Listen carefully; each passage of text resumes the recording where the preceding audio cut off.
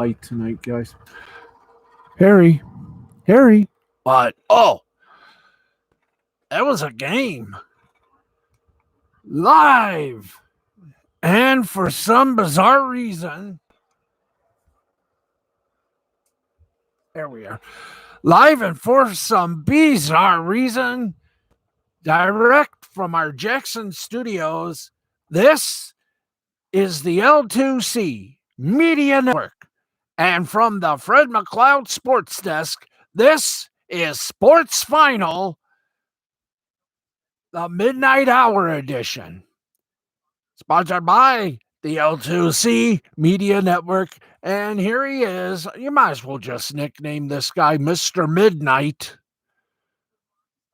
He's like a vampire. He doesn't sleep till dawn. Anyway, here's Steve.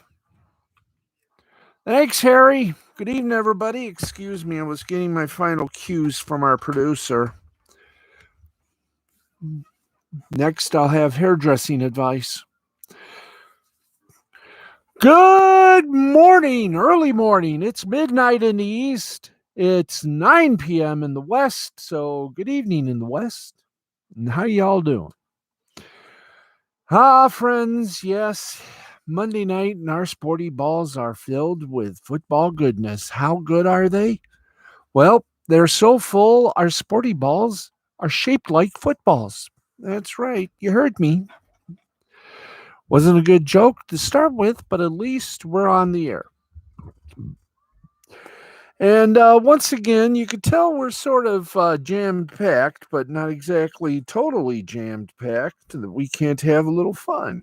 So that's what we're going to attempt to do for you tonight. We're going to have, hopefully, some excitement. We got baseball scores and everything, but yeah, let's do the baseball scores first so that we can give our people in the control room enough time to build up the excitement for the recap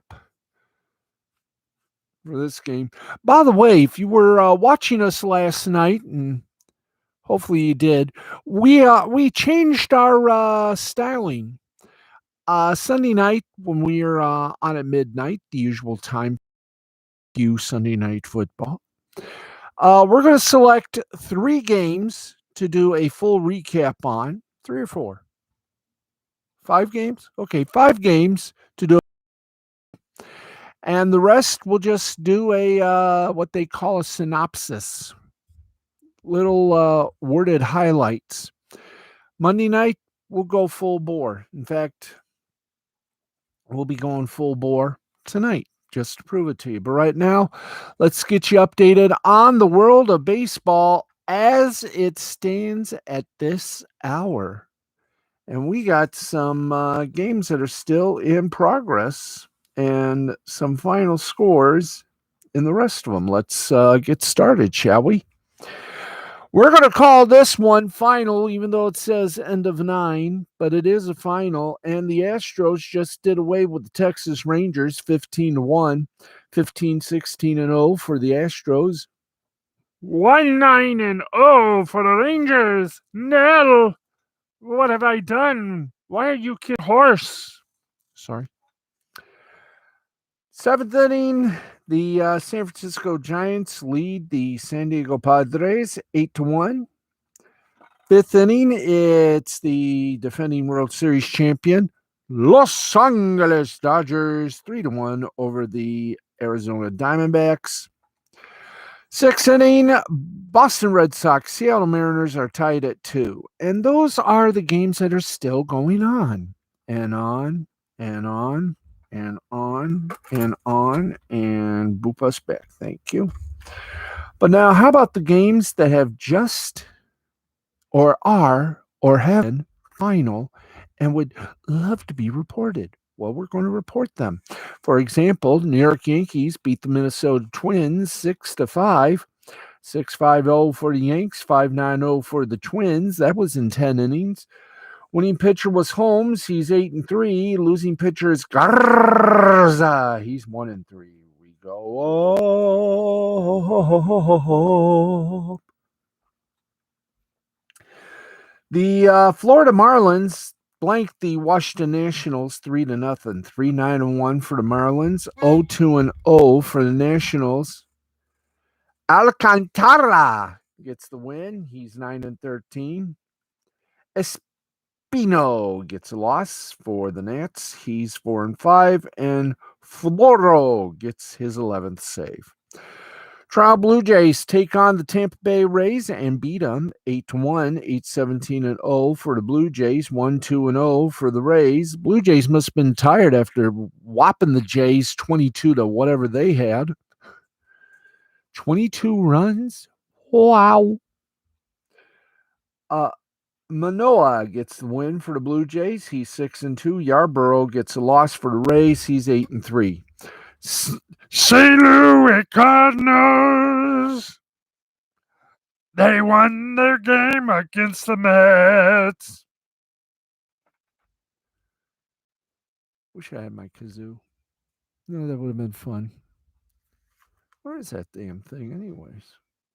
Did we lose it, or did it lose us? Well, I'll try and find the kazoo for tomorrow.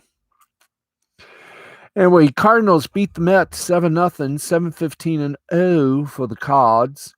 0-6-1 for the Mets. Wainwright gets the win for the Cards. He's 16-7. Hill gets the loss for the Mets. He's 6-7. Figure that one out, boys and ghouls. And by the way, that's it for the majors. How about the minors? Yes, we're going to give you all the minor league scores. Rachia, right now. How about that? It knew where we were going. Okay, let's take you now to the minor league baseball scoreboard in the AAA division in the middle of the eighth. Vegas leads Reno by a score of 3-2. And they're going to the bottom of the eighth. Boom, boom. All right. Tacoma over Sacramento by a score of 8-4, 8-10-1 for Tacoma. 4-6-0 for Sacramento. Verret. Yay, Verret. Lee. He gets the win. 10-3 is his record. Loser.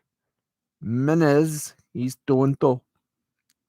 And by the way, that was the second game. The first game, they played a doubleheader. Wow. Concept. Tacoma beat Sacramento in the first game, 6-5, 6-7-0 for Tacoma, 5-5-2 for Sacramento. Mills gets the win. He's 3-1. Barraco gets a loss. He's 1-3. Anyone else do double dips? We'll find out. Sugarland beat Round Rock 4-2, 4-8-0 for Sugarland, 2-5-3 for Round Rock. Brown gets a win for the Sugarland. He's 5-0. Miller gets a loss for Round Rock. He's 3-3. And Blanco gets his 19th save for Sugarland. Oklahoma City bested Salt Lake 12-2, 12-19-0 for Oklahoma City, 2-7-3 for Salt Lake. V. Gonzalez gets the win. He's 2-0. Criswell. I'm not going to do the joke that they printed for me here because some of you folks may not have heard the joke. Okay, I'll do it anyway. Criswell, I wonder if he predicted his loss like he did for Plan 9 for Outer Space. That was Ed Wood's film. I knew none of you would some of you would probably get it. Don't know. Yep, Criswell, 2-4 is his record. Albuquerque took on El Paso and won 5-4. Final score 5-10-0 for the Kirk. No, 5-10-0 for the Kirkay. 4-12-0 for El Paso. Yes, Albuquerque 5-10-0. El Paso 4-12-0. Lawrence welked it for the win. He's 5-3. Diaz still hasn't won. He's 0-2. And guess what? That's it for the AAA scoreboard. Let's go now for AA. Beep, beep, beep, beep, beep, beep. And guess what? No game scheduled tonight for AA. How about High A? There's got to be games scheduled. Nope, no game scheduled in High A. How about Low A? No games on Low A. All three of our four divisions had nights off. You know what this means? We go on tap dance. That's right. Okay, let's get back to the mainland here. That has not got me because you know what we're going to do? We're going to give you the standings. You see? We're going to give you the standings. We got you some, we'll get you some headlines as well and everything else. We're going to make it to 12:45 if I have to sing. And I just might. My mom's about ready to bolt anyways. No. American League East, Tampa Bay. Oh, yeah. We got our ding ding. Thank you, boys. Put the ding ding up here and the rest. Ah, there it is, our lovely kazoo. I got the headphones ready because if I don't need to talk to the producer, I'll just hook them up and play something on the kazoo that won't get us into trouble. Okay, let's give you the standings right now on the big old baseball. American League East, Tampa Bay still on top, 89-55. They're 8 up on Toronto, which is 81-63. They're 8.5 up on Boston at 81-64. 9 up on the New York Yankees at 80-64. And they're 42.5 up on Baltimore, which has already been eliminated. They've been eliminated now for about 5 weeks. Go figure. At 46-97. Remember that number, 42.5. There is a significance. We're going to see if they're the worst team in baseball. Central Division, Chicago White Sox, 82-61, still top dog, and they have separated from the herd. Why? Because, get ready, 12.5 up on Cleveland, 69-72, 14.5 up on Detroit, 68-76, 17 up on Kansas City, 65-78.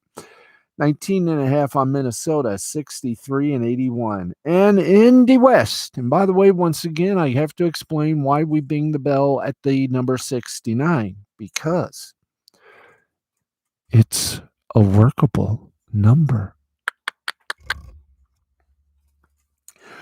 Okay, in the American League West, Houston Astros still on top. They have no trash cans, so they can't cheat, but they are 83-59, 6.5 up on both Oakland and Seattle with identical 76 and 66 records and identical .538% winning percentage.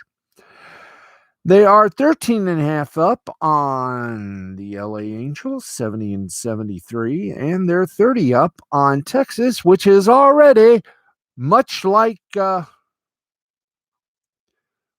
Baltimore. There's been eliminated. They're 55-89. Wow. 30 games out. They're actually Houston, 30 games up on them. So there you go. National League. Let's go to the East. Atlanta, you are still on the top, but it's getting a little, if you know what I mean. Atlanta is 76-66, 4.5 up on Philadelphia at 72-71, 5.5 up on the New York Mets at 72-73, 16 up on Miami at 61-83, and 18 up on Washington at 59-85. And I predict to you that this week, sometime this week or going into next week, Washington will be eliminated. Central Division looks like this. Milwaukee at 89-55, still in it, but much like their Central Division counterpart in the American League, the White Sox, Milwaukee has also broken from the herd. They're 14 up on Cincinnati at 75-69, being that. Oh, yeah, okay, there you go. 75-69, being that again. Thank you. They are 14.5 away from they're 14.5 up on St. Louis at 74. And 69. They're 24 up on the Chicago Cubs at 65 and 79, and they're 36 and a half up on Pittsburgh, which is 52 and 91, and already has been eliminated. Let's go to the Western Division where things are really tightening up now. San Francisco, open your golden gate. Your fans can never wait, but they just might because they haven't thinned the herd yet. No, see, San Francisco is still top dog at 93 and 50, but their lead is dangerously shrinking because of the defending World Series champion Los Angeles Dodgers. They are 2 up. San Francisco is 2.5 up on the Dodgers at 91 and 53, 18.5 up on San Diego at 74 and 68. They are 27.5 up on Colorado at 66 and 78, and they are 46 up on Arizona, who have also been eliminated. They have been exterminated. That's how I do a Dalek. They have been exterminated. The Arizona team, 46 games out and exterminated, otherwise known as eliminated. So, with all that going on, who is the worst team in baseball as we speak? Well, Arizona at 46, with Baltimore in second of worst teams ever.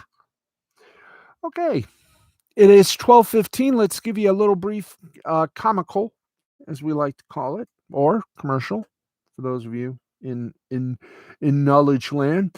Tonight on Lost Blaming the Interwebs, or right now on Lost Blaming the Interwebs, it's 15 minutes. They've been on for 15 minutes.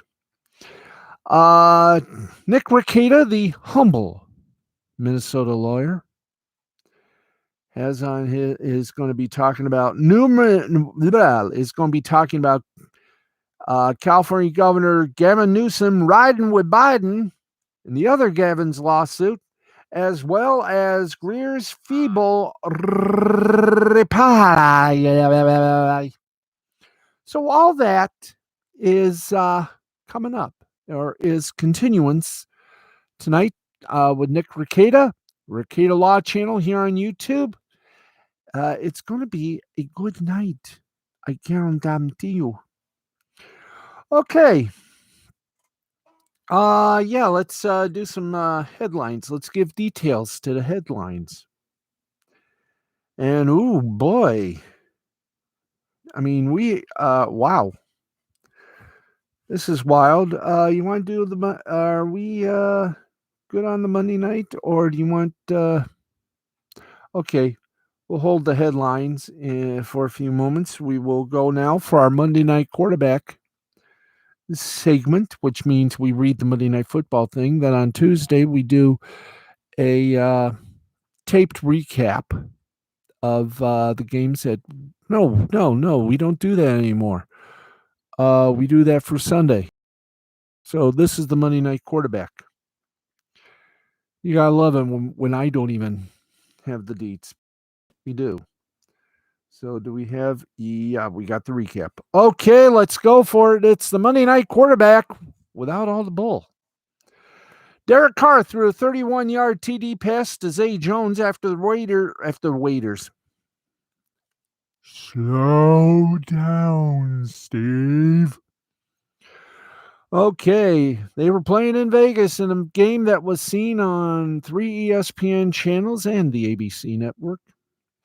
Derek Carr threw a 31-yard TD pass to Zay Jones after the Raiders squandered their first possession of overtime, but still, they beat the Ravens 33-27 on Monday night in the team's first game with fans in Vegas. They opened last year, please note, without fans, so let's consider this opening night 2.0. Carr's second touchdown pass of the game came after Carl Nassib strip sack of Lamar Jackson at the Ravens 27. Nassib made big news this offseason when he became the first active NFL player to come out as gay. The Raiders had thrown an interception after driving to the one on the opening possession of overtime and made another blunder with a delay of game before a field goal try. Coach John Gruden then sent the offense back on the field, and Carr hit Jones on the next play for the game winner. There's a smart coach, yeah. The Raiders trailed 14-0 early, ending a 98-game regular season win streak for the Ravens when leading by at least 14 points dating to 2004. The loss capped a rough stretch for the Ravens, who have had a run of injuries that sidelined the top three running backs, J.K. Dobbins, Gus Edwards, and Justice Hill, as well as cornerback Marcus Peters for the season. They had won the past five openers by a margin of 177-26, but came up short in this nail-biter thanks to a strong game from Carr, who threw for 435 yards. Overtime came after a wild back-and-forth quarter. I read that. A wild back-and-forth fourth quarter that featured the Raiders rallying to tie the game on three separate occasions, with Carr driving Vegas to a tying 55-yard field goal in the final 37 seconds. The Ravens had taken the lead when Jackson scrambled 28 yards to help set up Justin Tucker's 47-yard field goal. The Raiders earlier got a forced fumble by Quentin Jefferson against Jackson to set up Josh Jacobs' 15-yard TD run, tying the game at 17. The Ravens answered when former Raider Latavius Murray ran it in from 8 yards one play after Jackson found Sammy Watkins on a mismatch for a 49-yard pass. Carr then connected on a 37-yard pass to Henry Ruggs III that set up a tying 10-yard touchdown to Darren Waller with 3:44 to play. Jackson's touchdown pass to Marquise Brown in the first half was a spectacular individual effort.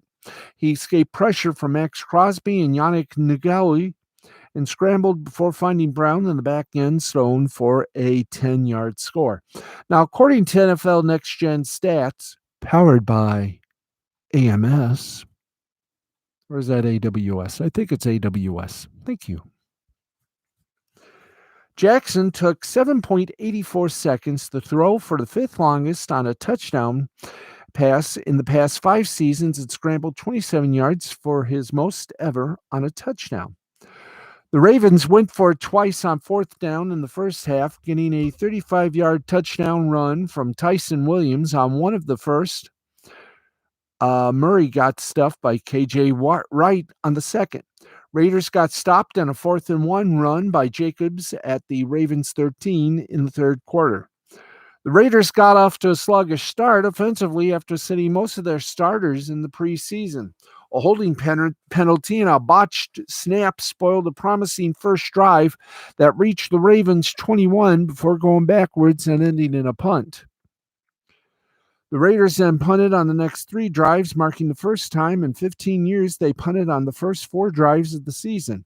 They found a groove late in the half with a 75-yard drive capped by Jacobs' 2-yard run and then getting a 34-yard field goal from Daniel Carson to make it 14-10 at the break.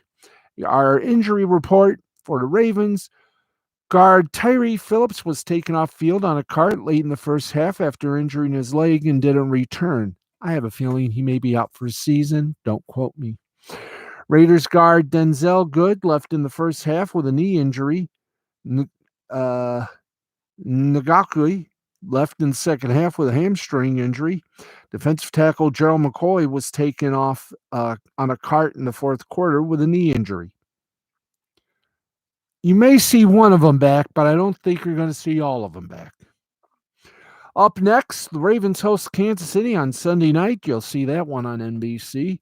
Baltimore has lost 4 straight against the Chiefs, including all 3 matchups between Jackson and Patrick Mahomes. The Raiders will visit Pittsburgh on Sunday. So, who goes on Monday night, you may ask? Next Monday night in a game that'll be only on ESPN, it will be the Detroit Lions visiting the frozen tundra of Lambeau Field. So there you go. There's our new and improved Monday night quarterback. We only do the Monday night games. Uh, we told you why. So if you need to know why, When someone says comfort sandwich, the first thing you should think of is Arby's prime. thank you. We can't do commercials. That's a pity, I know. That is a pity. Okay. Hey, we're going to do it. I'm ad libbing. Okay, let's get you some soccer. And yes, we're going to check the Premier League standings as well. But right now, we're going to give you some feetball. And speaking of the Premier League, Everton defeated Burnley 3-1. In FA Cup qualifying, Everley embarking.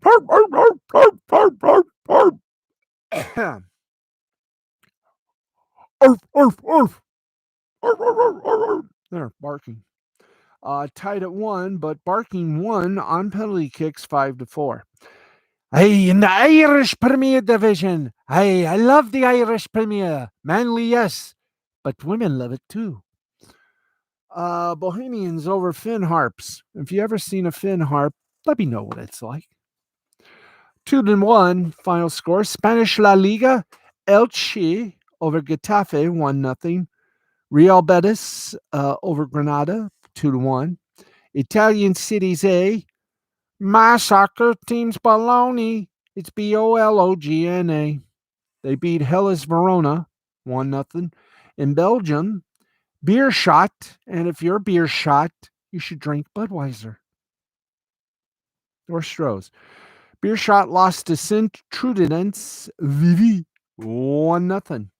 In the Danish Super League, it was Odense Bold Club with a K and an L and a U and a B, and that spells club.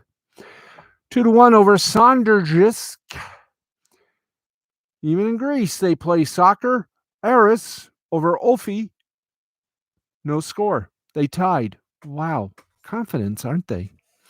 In Portugal, Martimo and Aruca tied at 2. Estoril Pereira defeated Tondela 2-1. In the Russian Premier League, comrades.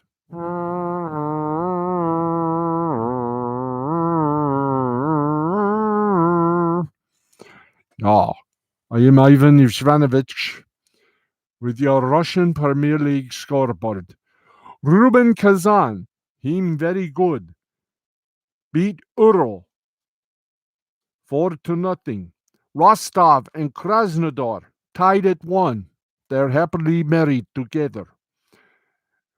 In Sweden, Elfsborg over Haken 4-2. Ike and Mjalby IF tied at 0. Varberg's Bulls beat Orbroska 3-0. In the Turkish Super League, it was Alanyaspor over Giresunspor 1-0. Gaziantep over Antalyaspor 2-0. In Major League Soccer, it was LA is my soccer team, ladies. No, sorry. I screwed Sinatra up. Oh, God. Los Angeles Football Club defeated Real Salt Lake, which I think is next to phony Salt Lake, 3-2. On the streets of Brazil, Internacional over Sport, 1-0. So you're probably saying to yourself, hey, Steve, you haven't checked the Premier League standings, have you? This is true. I have not, but I will now. And as always, we go to the bottom up, and we always start off with the 3 teams that if they don't make any movements, know where they're going. Away from the Premier League and on to the Lesser League. Well, the 3 teams that are very much trying to find a way to save themselves from the embarrassment of removal to a lesser known league are this. 20th place is Norwich City. 19th, Newcastle United. Oh, wait a minute here. I better do this proper. 1 draw and loss. Thank you. Okay, in 4 games that have already been played, here are the 3 that are not even going to, that have got no choice. They got to win some games or their history in the Premier League. Norwich City 0-4-1. What? Yeah, 1. So they play. How can therefore we? Oh, anyway, let's just read it as written. Norwich City 0-4. That's right. Well, let me see that again. Thank you. Scusa. Let's replay that again, shall we? Norwich City in 20th place, no wins at all, and 4 losses. Thank you. 19th place, Newcastle United, 0-1-3. 18th place, Burnley at 0-1-3. There you go. Now we got it. Now we're listening. The middle of the road. In the middle of the road. We sure. Yeah, they don't have explanations, you know. I know they don't. We rely on explanations, right? Right. So just hangeth ye oneth, boyseth and girlseth. You know, it's boom there. You've got to love. You've got to love. Okay, let's go to the tables. Because this will tell us what we need to know, right? Yeah. Okay, let's I accept cookies. I also accept milk. Norwich City in 20th place, Newcastle United in 19th, Burnley in 18th, Leeds United in 17th, Arsenal in 16th, Watford in 15th, Southampton in 14th, Wolverhampton Wanderers in 13th place. Thank you, boys. 12th goes to Aston Villa. 11th, Crystal Palace. 10th, Brentford. 9th, Leicester City. 8th, West Ham United. 7, Tottenham Hotspur. And in 6th place, Brighton and Hove Albion. Now we go to 5th through 1st. And do we have the... oh, yeah. I think 3 teams go to the UEFA Champions League. 1 goes to the Euro League, and the 5th place team goes somewhere else. I'm not sure anymore. You know what that? I am not completely sure. Okay, let's just wing this muckluck, shall we? Yes. Okay, Manchester City is in 5th place, Everton in 4th, Liverpool in 3rd, Chelsea in 2nd, and number 1, Manchester United. Ooh la la bassoon. That's right. You can ooh la la bassoon all you dang well want. Hey, how you doing? Okay. We did the top 5, right? Yeah, top 5.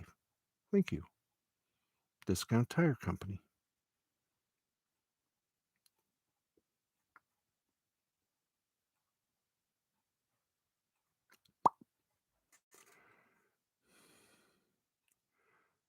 I've got to find out. Yeah, okay. Where are we? Yeah. Let's go over here. Yeah. I bless. Okay, does this have any explanation? Yeah, it does. Okay, thank you. Is there a way we can... No, better not. Okay. Let's do this proper. Okay. Disappear. Bye-bye. Okay. Here we go. The 1st, 2nd, 3rd, and 4th place teams go to the UEFA Champions League. The 5th place team goes to the Europa League, and the 18th, 19th, and 20th place teams get regulated to the lower class leagues. So right now, if this season were to end right now, the top 4 teams would be Manchester United, Chelsea, Liverpool, and Everton to go to the UEFA Champions League, and Manchester City would go to the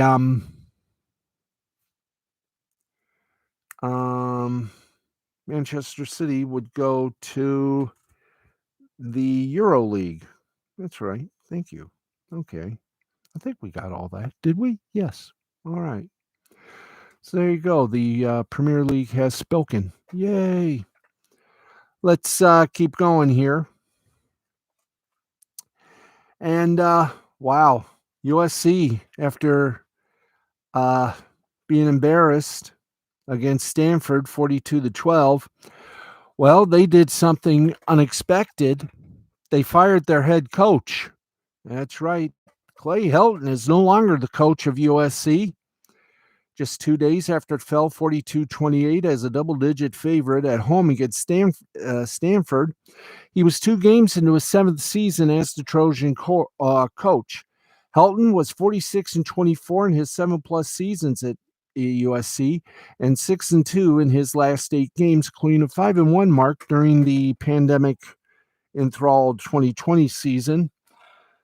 USC entered the Pac-12 championship game undefeated last season, but fell to the Oregon Ducks, who, well, as you know. Oh, am I going to keep mentioning that? Yes, sir. Ex-coach Dante Williams will serve as the Trojans' interim head coach, or as we like to call it now, dead coach walking, the next victim. Yep. Okay.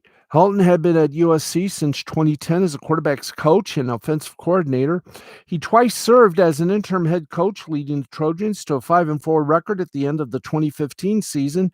After replacing the ousted Steve Sarkisian, Helton was hired time at 2016 and immediately led USC to a 21-6 record in his first 2 full campaigns with a pair of New Year's Six Bowl appearances. However, USC cratered to 5-7 in 2018, missing a bowl game and finishing under 500 for the first time in decades. An 8-5 season in 2019 showed improvement, but led to continued unrest. With changes in athletic leadership affecting the program's decision-making, USC retained Helton in 2020, and the Trojans showed promise, but Saturday's loss was the final straw even. The recruiting problems have translated into only a handful of truly elite NFL prospects developing at USC. In the 3 drafts since quarterback Sam Darnold departed, USC has just had 4 players drafted in the first 3 rounds. For comparison, Pete Carroll's USC teams have had 5 first-round picks alone from 2003 to 2005. Helton was the second longest tenured Pac-12 coach. Only Stanford's Dave Shaw has been in his current role longer. Wow. Ain't that a kick in the shits? Yes, it is. Shall we go on? Yes. Okay, more highlights of the injury bug. The San Francisco 49ers were mauled by the injury bug a season ago, and even as the franchise moves into a new season, looks like they've been cursed again. That's right. On Monday, head coach Kyle Shanahan confirmed that 2 key pieces to the Niners will miss time. An MRI confirmed that cornerback Jason Jarrett did, in fact, tear his ACL and will miss the rest of the season. Meanwhile, running back Raheem Mostert will go on injured reserve and miss approximately the next 8 weeks due to chipped cartilage in his knee. Both of these injuries occurred in the midst of San Francisco's Week 1 opener against the Detroit Lions. Verrett went down with 7:54 to play, 41-33 win. Injuries have been a main figure in his NFL story to this point. Prior to playing 13 games in last year's pandemic year, Verrett landed on IR during his rookie season in 2014 and for 4 straight seasons from 2016 to 2019. The Niners are already pretty thin at cornerback, so this injury to Verrett is less than ideal. Shanahan even acknowledged that the team could bring back veteran Richard Sherman to help fill that void in the secondary. I think he better. As for Mostert, he exited the game during the 49ers' second offensive possession of the game after totaling 20 yards, rushing on 2 carries. In his place, Elijah Mitchell carried the ball 19 times, total 104 yards on the ground and a touchdown. Mitchell and rookie Trey Sermon, who was a healthy scratch for the opener, will likely be two of the key pieces that will carry the load in the 49ers' backfield with Mostert sideline.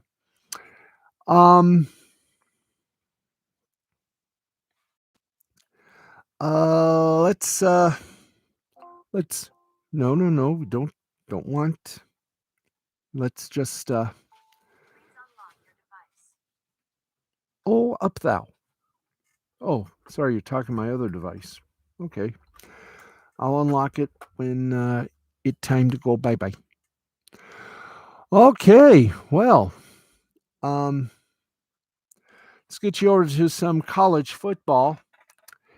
And, well, after failing to receive an exemption for a COVID-19 vaccine, Navy assistant coach Billy Ray Stutzman was told to walk the plank. That's right. Navy has fired assistant coach Billy Ray Stutzman after he failed to abide by the Naval Academy Athletic Association's policy regarding the COVID-19 vaccination. The policy requires all coaches and staff to be vaccinated against the virus. Stutzman said he failed to receive a religious exemption that would have allowed him to stay unvaccinated. The Pentagon announced in August that members of the United States military will be required to get the COVID-19 vaccine. Navy coach Ken Numatolo has not commented on the decision, but now former assistant made a point to thank his former boss.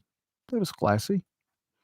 Stutzman was in his third season on the Navy staff. He played wide receiver to Hawaii from 2009 to 2013, totaling 148 catches for 1,845 yards and 9 touchdowns.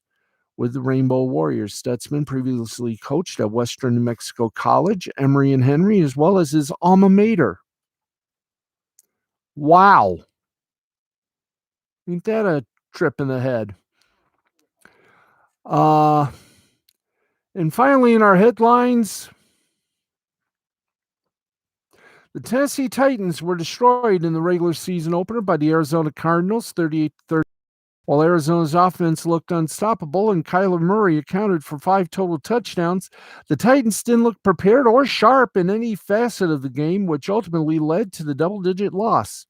Ryan Tannehill's offense recorded just 248 yards of total offense, and new addition Julio Jones,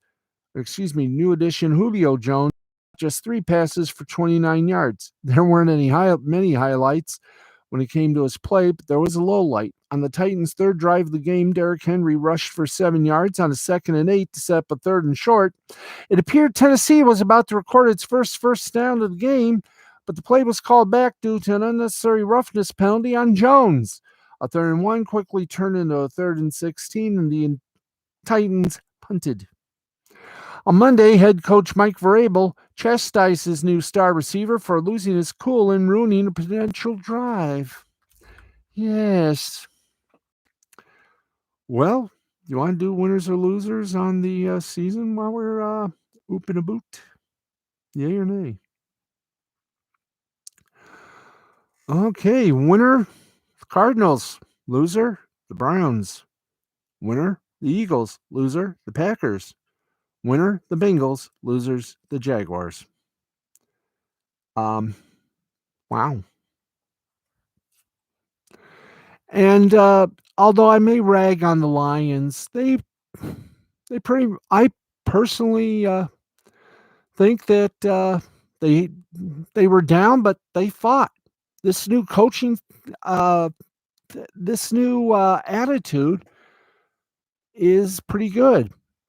As I said, this is week 1, and I will not judge until we reach the halfway point. And that is, ladies and gentlemen, the little oh, where did I put an M? I got to put an A. Thank you. Yep. We now go to the media. And dear Lord,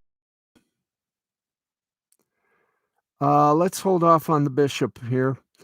If you were watching the multicast on ESPN2 tonight's game, yes, it started Peyton Manning with his brother Eli from Eli's home in I don't know where, but Peyton was at a warehouse, at a friend's warehouse that had a television studio for their first Monday Night Football alternate broadcast on ESPN2 and ESPN Plus for Monday's game between the Baltimore Ravens and Las Vegas Raiders with Charles Barkley, Ray Lewis, Travis Kelce, and Russell Wilson guests on the broadcast. And while Lewis was a guest in the second quarter, a fire alarm went off on the broadcast. It seemingly happened at Eli's home with Peyton saying, "Eli, what'd you do?"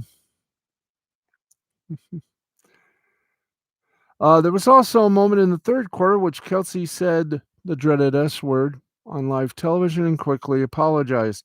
That's what we call saving face. And Peyton said that he likes his running backs angry after an impressive touchdown run by the Raiders' Josh Jacobs in the fourth quarter. When the Raiders were in a hurry up off look to spike the ball, Peyton, Eli, and Wilson didn't like how the team handled it. It was an entertaining broadcast that featured great X's and O's in addition to some comedy. Really? Now, this is the first of 10 Manning casts this season and will continue over the next 3 seasons. ESPN has to be happy with how it's gone so far, assuming fire alarms won't be a regular part of the broadcast. Maybe if they have puppetry. Who knows? But maybe this is the start of something better. You never know. Okay, folks, down to our last segment. And you know what that is. That's right. We go international, kids. We're 45 minutes in, although the clock there says 47 minutes. It's 12:46, so hey, we're giving it a whoop. Okay, let's give you. There's only one game in the Japanese baseball. It was the Chunichi Dragons beating the Akut Swallows 1-0. Ogasawara